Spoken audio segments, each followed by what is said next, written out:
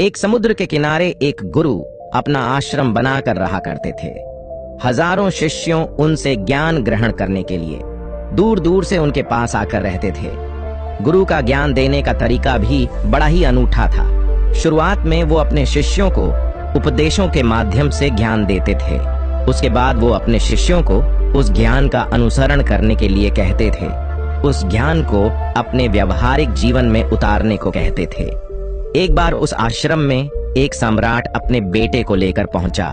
उस सम्राट ने उस गुरु से प्रार्थना की कि आप मेरे बेटे को अपने आश्रम में रहने दें और अपने तरीके से उसे ज्ञान दें। उसे इस आश्रम में बिल्कुल भी ऐसा नहीं लगना चाहिए कि वो किसी सम्राट का बेटा है। उसे बिल्कुल साधारण शिष्यों की तरह ही ज्ञान देने की कृपा करें। गुरु ने मुस्कुराते हुए कहा कि सम्राट, ज्ञान इसी तरीके से लिया जा सकता है।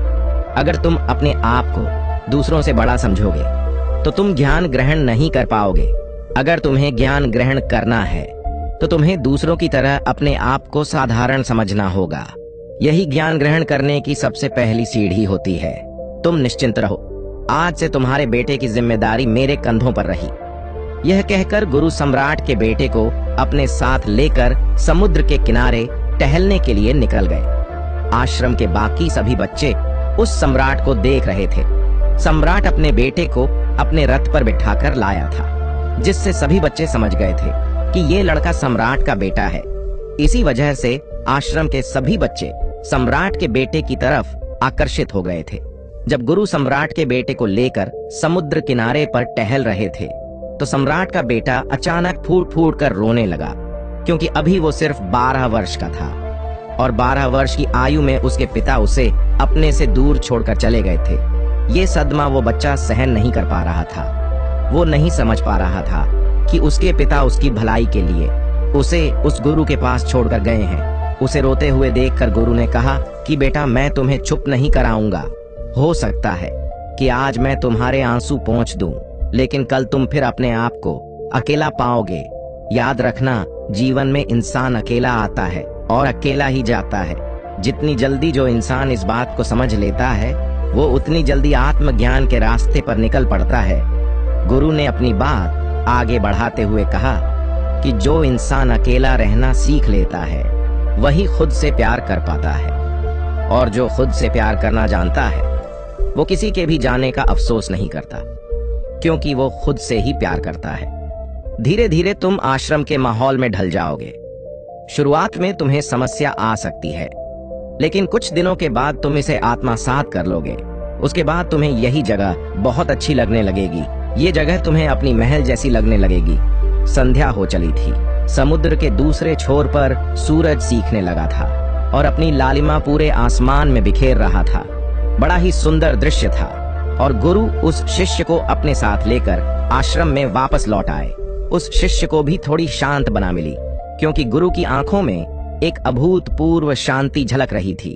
और जब हम किसी एकांतवासी गुरु के आंखों में वो शांति देख लेते हैं तो हमारे हृदय पर से भी सारा भार हट जाता है। मन एकदम निर्मल हो जाता है। जब सम्राट का बेटा रात्रि का भोजन करने के लिए भोजन कक्ष में पहुंचा तो आसपास के सभी शिष्य उसके पास आने लगे। उन सभी को पता था कि ये सम्राट का बेटा है और अगर हम इससे दोस्ती कर लेते हैं तो उससे हमारा बहुत फायदा होने वाला है। यही सोचकर आश्रम के ज्यादातर बच्चों ने उसे घेर लिया था। बस कुछ बच्चे जो अकेले रहने का महत्व समझते थे, जो दिखावे में विश्वास नहीं करते थे, वो उस सम्राट के बेटे के पास जाने की बजाय अपना पूरा ध्यान खाने पर लगा रहे थे और एकांत में बैठकर अपना भोजन कर रहे थे। कुछ दिनों के बाद सम्राट के बेटे की आश्रम के ज्यादातर बच्चों के साथ दोस्ती हो गई। अब वो आश्रम में उन बच्चों के साथ घूमता, उन्हीं के साथ अपना ज्यादातर समय बिताता। आखिरकार सम्राट का बेटा था, सुख सुविधाओं में पला बड़ा था। आसपास बहुत से दास और दासियां होते थे। आसपास अपने मित्रों से घिरे होना, वही दिनचर्या उसने इस आश्रम में भी अपना ली थी। ऐसा नहीं था कि गुरु को ये सब पता नहीं था, पर गुरु उसे अलग तरीके से ज्ञान देना चाहते थे। बच्चों को ज्ञान आप उपदेश देकर नहीं दे सकते, उन्हें साक्षात्कार कराना पड़ता है। उसके बाद उन्हें वो बात समझ आती है जो आप समझाना चाहते हैं। गुरु को ये बात पता थी कि अगर मैं इसे बोलकर बताऊंगा तो ये कभी समझ नहीं पाएगा। मुझे इसे दिखाना पड़ेगा, इसे एहसास कराना पड़ेगा कि अकेले रहने से ही तुम अपने शक्तियों को जान पाओगे। ये सीख देने के लिए गुरु एक दिन उस शिष्य को अपने साथ एक पहाड़ी की चोटी पर ले गए। पहाड़ी पर पहुंचकर गुरु ने उस शिष्य से कहा कि अब तुम्हारा ज्ञान पूरा हो चुका है, बस एक आखिरी रात तुम्हें यहाँ पर बितानी होगी। उसके बाद अगले दिन शाम को मैं तुम्हारे राजमहल में तुमको पहुंचा दूंगा। वो बच्चा तो ये सुनकर बहुत खुश हो गया कि अब मैं वापस अपने राजमहल चला जाऊंगा, फिर से मेरे दास और दासियां, सारे भोग की वस्तुएं मेरे पास होंगी। उस शिष्य ने गुरु से पूछा कि गुरुदेव, मुझे आज रात आप यहाँ पहाड़ी पर क्यों छोड़ रहे हैं? आखिर मुझे कौन सा आखिरी ज्ञान यहाँ से मिलेगा? गुरु ने मुस्कुराते हुए कहा कि यहाँ पर चट्टान के पीछे तुम्हें छिप कर बैठना होगा। यहाँ पर रोज रात को एक बांझ आता है, तुम्हें उस बांझ को देखना है, बड़ी गौर से देखना है, हर गतिविधि देखनी है। और उस बांझ को देखने के बाद अगले दिन अगर तुम उस बांझ की खूबियां मुझे बता पाए तो मैं तुम्हें तुम्हारे राजमहल वापस भिजवा दूंगा। और हाँ, सुबह आने से पहले एक बात पर और ध्यान देना है। एक चरवाहा यहाँ पर अपनी भेड़ों को चराने के लिए आता है। तुम्हें उन भेड़ों की गतिविधियां भी देखनी है। याद रखना, बांझ की गतिविधि रात को और भेड़ों की गतिविधि सुबह। अगर तुम दोनों की गतिविधि ध्यान से देखकर मुझे बता पाए तो तुम इस आश्रम से हमेशा के लिए आजाद हो जाओगे। तुम्हारा ज्ञान पूरा हो जाएगा। मैं तुम्हारे पिता को कह दूंगा कि ये बच्चा हमारे आश्रम का सबसे ज्ञानी बच्चा है। ये कहकर गुरु अपने आश्रम में वापस लौट आए और वो बच्चा वहीं पर उस चट्टान के पीछे खड़ा हुआ, उस बांझ का इंतजार करने लगा। काफी वक्त बीत जाने के बाद वहां पर एक बांझ अपने बच्चों के साथ पहुंचा। सम्राट के बेटे ने पूरी रात उस बांझ की गतिविधि बड़े ही ध्यानपूर्वक देखी और सुबह होने के बाद जब चरवाहा वहां पर अपने भेड़ों को लेकर पहुंचा तो उसने एक अभूतपूर्व दृश्य देखा। उसने देखा कि वो बांझ भेड़ की एक मेमने को अपने पंजों में दबाकर आसमान में उड़ गया। उसने उस भेड़ के बच्चे का शिकार कर लिया। ये सारा दृश्य देखकर वो बच्चा आश्रम में वापस अपने गुरु के पास पहुंचा। इससे पहले कि गुरु उससे कुछ पूछते, उसने गुरु को प्रणाम करते हुए कहा कि गुरुदेव, आप आश्रम के सभी बच्चों को यहाँ पर बुला लीजिए। मैं सब लोगों को बताना चाहता हूँ कि मैंने क्या देखा जब आश्रम के सभी बच्चे वहां पर पहुंच गए। तो उस सम्राट के बेटे ने कहना शुरू किया कि मैंने अपने जीवन में बहुत से पक्षियों को देखा है, लेकिन बांझ उन सभी पक्षियों में से सबसे अद्भुत और सबसे अलग होता है। उदाहरण के लिए, एक तोता हम सभी ने देखा है। तोता बोलता तो बहुत है लेकिन कभी ऊंचा नहीं उड़ पाता, लेकिन एक बांझ जो कि हर समय शांत रहता है, वो आकाश को भी छू सकता है। उसमें आकाश को भी छू लेने का सामर्थ्य होता है। जब भी एक बांझ अपने शिकार को निश्चित कर लेता है तो वो उसी शिकार पर अपनी नजरें गड़ाए रहता है, चाहे वो कितनी भी ऊंचाई पर क्यों ना हो, चाहे कितना भी बड़ा तूफान क्यों ना आ जाए, लेकिन उसकी नजर हमेशा अपने लक्ष्य पर स्थिर रहती है। आज सुबह जिस बांझ को मैंने देखा, उसने हर भेड़ को अपना शिकार नहीं बनाया, बल्कि उस भेड़ों के झुंड में से उसने उस भेड़ के मेमने को अपना शिकार बनाया। उसी बांझ की तरह हमें भी अपना ध्यान अपने एक ही लक्ष्य पर स्थिर रखना चाहिए। चाहे कितनी भी अड़चनें क्यों ना आए, हमें अपना लक्ष्य स्पष्ट दिखाई देना चाहिए। 10-20 अलग अलग लक्षणों में अपनी ऊर्जा बर्बाद करने की बजाय हमें किसी एक लक्ष्य पर पूरी एकाग्रता के साथ ध्यान देना चाहिए। तीसरी बात जो मैंने उस बांझ से सीखी और जो हम सभी को सीखनी चाहिए, वो ये है कि बांझ कभी भी दूसरे पक्षी के साथ नहीं उड़ता। वो हमेशा आकाश में अकेला उड़ता है। इससे हमें ये सीख लेनी चाहिए कि हमें कभी भी छोटे सोच वाले लोगों के साथ नहीं रहना चाहिए। आखिरकार हम भी वही बन जाते हैं जिनके साथ हम रहते हैं। इसीलिए या तो बड़ी सोच वालों के साथ रहो या फिर अकेले रहो, क्योंकि जब हम अकेले रहते हैं तभी हम खुद की ताकत और खुद की कमजोरियों को जान पाते हैं। कमजोरियों को जानकर उनको दूर कर सकते हैं और अपनी ताकत को जानकर उसका सही इस्तेमाल कर सकते हैं, लेकिन वो तभी संभव होगा जब हम अकेले रहना सीखेंगे। चौथी सीख जो हमें एक बांझ से लेने चाहिए कि एक बांझ हमेशा अपनी सीमाओं से ऊपर उठकर उड़ता है। जब तूफान आता है तो हर एक पक्षी अपने घोंसले की तरफ भागता है, खुद को छुपाने की जगह ढूंढता है। लेकिन बांझ ऐसा कुछ भी नहीं करता। वो खुद की सीमाओं को तोड़कर बादलों से भी ऊपर उड़ने का प्रयास करता है। हवाएं उसे ढपेरे मारती हैं, पंख उसके भारी हो जाते हैं।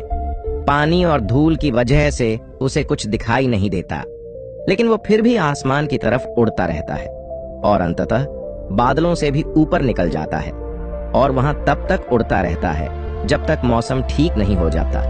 अपनी सीमाओं को सिर्फ इसीलिए तोड़ पाता है क्योंकि वो समस्या के आने पर उससे घबराता नहीं है, उससे डरकर बचने का प्रयास नहीं करता, बल्कि एक सकारात्मक नजरिया के साथ उसका सामना करता है। जीवन में चाहे कितनी भी अड़चनें क्यों ना आए, हमें उन अड़चनों से लड़ना चाहिए, ना कि उनसे डरकर कहीं छिप कर बैठना चाहिए। बहादुर तो वो लोग होते हैं जो तूफानों से टकरा जाते हैं। कायर तो अपने घर में, अपने घोंसले में अपनी जगह ढूंढ कर बैठ जाते हैं। पांचवी बात जो हमें एक बांझ से सीखनी चाहिए कि बांझ कभी भी अपने घोंसले में घास के कोमल तिनके नहीं रखता। जो तिनके कोमल होते जाते हैं वो उन्हें निकाल कर फेंकता रहता है। उसी तरह चाहे कितनी भी आरामदायक जिंदगी आपको मिली हो, लेकिन उस आराम से ऊपर उठकर अपने आलस्य को तोड़कर जीवन में मेहनत करते रहना चाहिए। जीवन में पसीना बहाना चाहिए, शारीरिक मेहनत करनी चाहिए। अपने घोंसले से कोमल तिनके उठाकर फेंक दो और आज ही अपने आलस्य को तोड़कर निकल पड़ो। हर दिन अपने आप को चुनौतियां दो, हर दिन मुश्किलों से लड़ो, क्योंकि वही मुश्किलें तुम्हें मजबूत बनाएंगे। जंगल के राजा शेर को भी झुंड बनाकर शिकार करते हुए देखा जा सकता है, लेकिन बांझ हमेशा अकेला शिकार करता है, क्योंकि वो जानता है कि भीड़ हौसला तो देती है मगर साहस छीन लेती है। आदमी को हमेशा अकेले ही आगे बढ़ना होता है। यही कारण होता है कि वो जल, थल और नभ सभी जगहों पर अपने शिकार का परचम लहरा सकता है। बांझ की उम्र लगभग 70 साल की होती है, लेकिन 40 साल में ही उसका शरीर बूढ़ा हो जाता है। नाखून उसके पैरों में धंसने लगते हैं, पंख उसके शरीर में चिपक जाते हैं, उसकी चोंच मुड़ जाती है, उसका शरीर भारी हो जाता है। ऐसी स्थिति में शिकार करना तो क्या, उड़ने की भी हालत नहीं रहती। उसकी ऐसी स्थिति में उसके पास सिर्फ 2 ही विकल्प होते हैं। पहला, या तो वो खुद की इस अवस्था को स्वीकार कर ले और भूखा प्यासा मर जाए, या किसी दूसरे जानवर का शिकार बन जाए। और दूसरा विकल्प ये होता है कि वो 6 महीने एक बहुत ही दर्दनाक प्रक्रिया से गुजरे और खुद को फिर से पहले जैसा मजबूत बना ले। लेकिन बांझ तो बांझ है, वो दूसरा विकल्प चुनता है। इसके लिए वो खुद को एक बहुत ही ऊंचे पहाड़ पर ले जाता है, जहां वो पहले अपनी चोंच से अपने सारे पंख खींच खींच कर उखाड़ देता है और फिर चट्टान पर पैर मार मार कर अपने पंजे तोड़ देता है। उसके बाद उसी चट्टान पर अपनी चोंच को पटक पटक कर तोड़ देता है और इस लहूलुहान अवस्था में वो खुद को दूसरे जानवरों से छुपाता फिरता है। अगले 6 महीने तक वो इसी दर्दनाक प्रक्रिया से गुजरता है और इंतजार करता है नए चोंच, नए पंख और नए पंजों का। तब फिर वो अपनी नई जिंदगी शुरू करता है और निकल पड़ता है अपने शिकार पर और अगले 30 सालों तक फिर से राज करता है। इसलिए समय आने पर हमें भी अपने पुराने आदतों को छोड़ना पड़ता है और कुछ नया सीखना पड़ता है। समय के साथ बदलना पड़ता है, अपने आप को तैयार करना पड़ता है, वरना हमारा भी शिकार हो सकता है, हम भी पीछे रह सकते हैं। इसके बाद सम्राट के बेटे ने भेड़ों की विशेषता बताते हुए कहा कि भेड़ हमेशा झुंड में चलती है। उन्हें झुंड में एक साथ चलने से हिम्मत मिलती है, लेकिन जैसे ही उन पर शिकार होता है वैसे ही वो भेड़ तीतर बितर हो जाती है और उस पूरे भेड़ में से एक भी भेड़ अपने साथी की मदद करने के लिए वापस नहीं लौटती। इससे हमें ये सीख मिलती है कि हमारे साथ कितने भी लोग खड़े हो, किसी पर भी यकीन नहीं करना। यकीन करना तो खुद पर करना, क्योंकि बुरा समय आने पर वो भेड़ कब तीतर बितर हो जाएगी आपको पता ही नहीं चलेगा। गुरु को प्रणाम करते हुए सम्राट के बेटे ने अपने गुरु से कहा कि गुरुदेव, अगर मुझसे कोई सीख रह गई हो तो कृपा करके आप बताने की कृपा करें। गुरु ने सभी बच्चों को संबोधित करते हुए कहा कि ये सभी बातें जो अभी इस बच्चे ने बताई है वो सब सही है, लेकिन ये सारी खूबियां आप लोगों में तभी पैदा हो पाएगी जब आप अकेले रहने का अभ्यास करेंगे। आपने देखा होगा कि बांझ कभी भी किसी दूसरे पक्षी के साथ नहीं रहता, न ही किसी के साथ अपनी जोड़ी बनाता।